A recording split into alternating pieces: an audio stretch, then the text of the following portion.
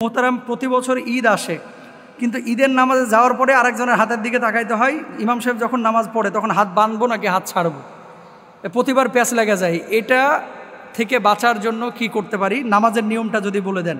আজকে সর্বশেষ প্রশ্ন, প্র্যাকটিক্যাল আমি দেখা দিচ্ছি, আপনারা খুব মনোযোগ দিয়ে দেখবেন ইনশাল্লাহ, যে কিভাবে ঈদের নামাজ আমরা অতিরিক্ত 6 তাকবীরের সাথে সাধারণত নামাজ আদায় করি। আরেকটা বর্ণনা আছে অতিরিক্ত 12 তাকবীর, ওটাও জায়েজ আছে। তবে বাংলাদেশের অধিকাংশ মানুষ যেহেতু অতিরিক্ত 6 তাকবীরে আমরা ঈদের নামাজ আদায় করি। প্রথমত, ঈদের দিন আপনি ঈদগাহে যাওয়ার পরে ইমাম সাহেব যে আলোচনা করতেছে মনোযোগ দিয়ে শুনবেন। ইমাম সাহেব যখন দাঁড়াচ্ছে আপনি নিয়ত করে নেবেন। আরবিতে নিয়ত করা জরুরি না।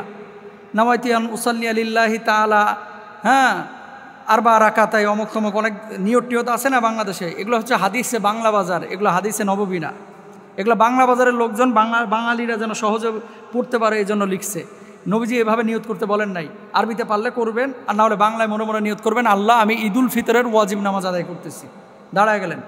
দাঁড়ায় যাওয়ার পরে প্রথমেই মানুষের ভেতরটা এরকম চিপ মারা শুরু করে কিছু পোলাপানের, যে হাত কি বাঁধবো না ছেড়ে দেবো, বাঁধবো না ছেড়ে দেবো। আর কিছু কিছু লোক তো এভাবে তাকায় থাকে, মানে ইমাম সাহেব নামাজ পড়াইতেছে সামনে, আর বাঁকা চোখে আরেকজনের হাতের দিকে তাকায় আছে। আর যদি টুপিওয়ালা হয়েছে তাহলে তো কোনো কথাই নাই। ধরেন একটু দাড়িওয়ালা টুপিওয়ালা যদি হয় তাহলে জানবে, আর কেউ জানুক না জানুক এই টুপিওয়ালা হয়তো বা ঠিক মতোই জানে। এর লেগে 5 জনের চোখ 10 জোড়া চোখ এর দিকে তাকায় থাকে যে হাত বাঁধতেছে না ঠিক। আর কনফিউশন হবে না ইনশাআল্লাহ তাআলা। মনোযোগ দিয়ে শোনেন। প্রথমত, ইমাম সাহেব যখন আল্লাহু আকবার বলে হাতটা তুললো, আপনিও হাতটা তুলবেন। তোলার পরে হাতটা আপনি বেঁধে নেবেন। আবার হাত বাঁধার পরে এদিক সেদিক তাকায়েন না, কিন্তু হাত বাঁধিয়া আপনার চোখ থাকবে একেবারে সিজদার স্থানে। আল্লাহু আকবার বলে আপনি কি করলেন? প্রথমবার হাত বেঁধে নিলেন, সুবহানাকাল্লাহুম্মা ওয়া বিহামদিকা ওয়া তাবারাকা ইসমুকা ওয়া তাআলা জাদ্দুকা, ছানা পড়লেন। ছানা পড়ার পরে আবার আল্লাহু আকবার বলে ইমাম সাহেব হাত তুললো, আপনারাও হাত তুলে হাতটা ছেড়ে দেবেন। আবার আল্লাহু আকবার বলে ইমাম সাহেব হাত তুললো, আপনারাও হাত তুলে হাত ছেড়ে দেবেন। কয়বার গেল? 2 বার হাত ছাড়লেন। এবার আল্লাহু আকবার বলে ইমাম সাহেব আবার তাকবীর দিবে, আপনারাও তাকবীর দিয়ে ইমাম সাহেব হাত বাঁধবে, আপনারাও হাত বেঁধে নেবেন। আর ডান বামে তাকাবেন না, তাকাবেন হচ্ছে নিচে নিচে সিজদার স্থানে। এবার ইমাম সাহেব হাত বেঁধে নিল। তাহলে প্রথম রাকাতে হাত ছাড়ছেন কয়বার? 2 বার। মনে রাখবেন, প্রথম রাকাতে কয়বার? 2 বার হাত ছাড়ছেন।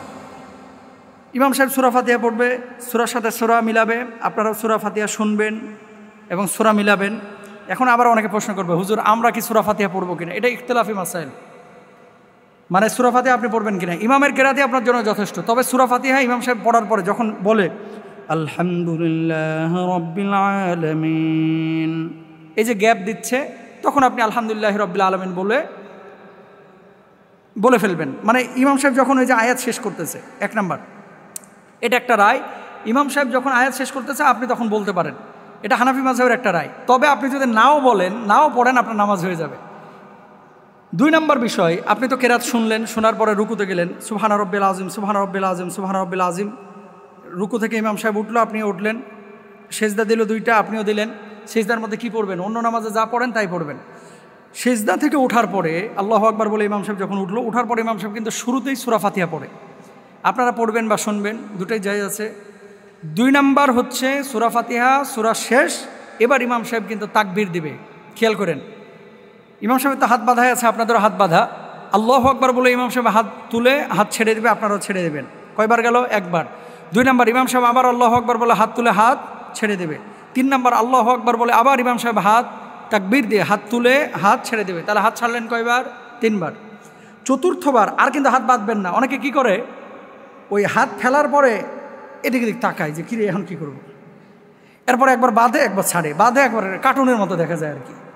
মানে একেবারে হুলস্থুল কারবার না, হাত ছেড়ে রেখে দেবেন। এরপর ইমাম সাহেব তাকবীর বলবে, আপনি রুকুতে চলে যাবেন। আবার রুকু তাসবিহ পড়লেন, সামি আল্লাহু লিমান হামিদা বলল, 2 সেজদা করলেন, সেজদার পরে সালাম ফিরে নামাজ শেষ করলেন।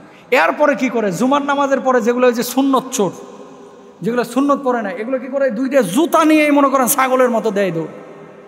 ঈদের নামাজের খুতবা কিন্তু পরে, এটা শোনা আপনার জন্য ওয়াজিব। যদি এই খুতবা না শুনেন আপনার গুনাহ হবে, ওয়াজিব তরকের কারণে। কেউ খুতবা না শুনে বাড়িতে যাবেন। আর ইমামদেরকেও আমি বলবো যে শক্তভাবে আপনারা হ্যান্ডেল করবেন এগুলো। ওই কী করে, সভাপতিও খুসখুস করে, কারণ টুপি ছাড়তে হবে, কালেকশনের বিষয় আছে। যত কালেকশন সব হচ্ছে খুতবার পরে। খুতবার আগে টুপি নিয়ে যেটা উঠবে এটার বসায় দেন।